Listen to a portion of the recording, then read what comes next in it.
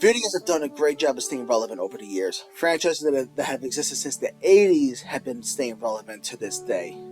And I want to say that they've done a good job. A lot of people have always had their first Mario era, their first Sonic era, or Legend of Zelda, so on and so forth. But how many of these did a good job of maintaining that momentum? So I'll start with Sonic. Sonic did pretty well when he first showed up in the 90s.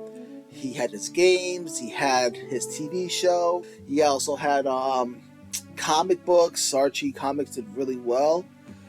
But along the way, Sonic did kind of dip because he was always a bit of a niche franchise, and it just got even more apparent. Like, everyone loved the Genesis games, and they talk fondly of the Dreamcast era, and many people feel like the franchise peaked at Sonic Adventure 2.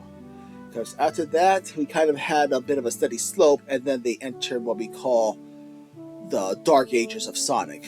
So, from like Sonic 06 all the way up until Sonic Colors, people consider that the Dark Ages. Which is weird when you consider that nowadays people appreciate that era because it had its own specific tone, and many argue it's much more faithful to the Japanese adaptation of Sonic.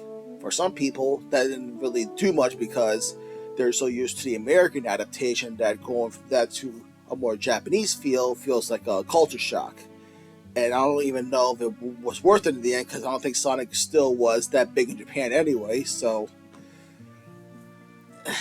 I'm not really sure what to really make on that. I've heard so many stories here and there, and I'm kind of tired of dealing with that for the most part. But Sonic, I don't know. I think one thing is that Sonic 06 really didn't do well between the glitches, the insane loading time. People still don't like Elise for various reasons. And then there's the English voice acting, because I played the game. Every time I play the game, I can never take the voice acting seriously. Some of it's good, some of it is not good, because I hear Sonic saying stuff like, "That tornado's carrying the car." Like, it's such a non-serious voice. Silver sounds very non-serious, even when he's trying to do an emotional scene. So I'm not going to say that the Dreamcast era voice was that great, especially when you have lines like, "Sorry, guess I was on a bit of a snooze cruise."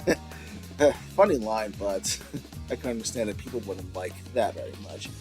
So now you got what we call the meta era that started in Sonic Colors. Some people found the writing kind of cringe because then Sonic said stuff like Baldy McNose hair and making weird jokes, because then it led straight to the Sonic Boom era when it was less serious. And then you have the Sonic Forces to now era, and that I feel like is also roller coaster. Because everyone hyped up Sonic Frontiers, then when it was all said and done, they were like, Sonic Frontiers wasn't that great. Myself, I did enjoy it, but it was definitely very overhyped, and the game could have been a lot better. The writing was meh. I felt like Sega was trying to make him too serious, and Sonic's one of those franchises that you can only take it so seriously. It's a franchise about talking animals running fast, so I can't take it 100% serious. That's why I like stuff like Sad AM, because it did a good job of balancing serious with goofy stuff, or some Sonic X stuff. Like, the early parts of Sonic X had the perfect blend of serious but goofy, but then by the Meta-X stuff, it felt like they were trying harder, which I'm not going to diss the Meta-X stuff, but yeah, for the most part, I just don't know what to think about Sonic. So, it doesn't need to be the super serious action story, because you have Sonic Frontiers releasing alongside God of War Ragnarok. Leave that stuff to maybe God of War. I got my own issues with God of War, but I'll get to that in a second. But what I find funny is that for all the Dark Era stuff, Dark Ages, and people who hated Sonic 06 and that era then love it now. People who hated the Meta era love it now. So it might be a taste thing, or maybe Sonic's gotten so worse over the years that the other eras just look better by comparison. So something like Mario, I don't think ever really got a dark era. It's probably had a period where some games didn't do well, like Super Mario Galaxy didn't probably do well. Maybe some of the new Super Mario Brothers games, or the later Paper Mario games, people said were kind of disappointing, especially Color Splash. So Mario has the luxury of not having such a deep story. He doesn't even have a lot of voice acting either. He just goes, let's go! So they don't have to worry about that.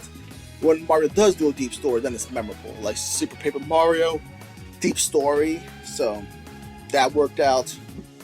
But beyond that, Mario has the luxury of not having to rely on that. As opposed to Sonic, like even the IDW comics, I feel like they're trying too hard. And then now Sega's doing this whole thing of everything's connected. The Sonic games, Sonic IDW, Sonic Prime, like you're gonna make things worse because then you're gonna overcomplicate the story. Then people are expected to read the comics to know what's going on or watch a show.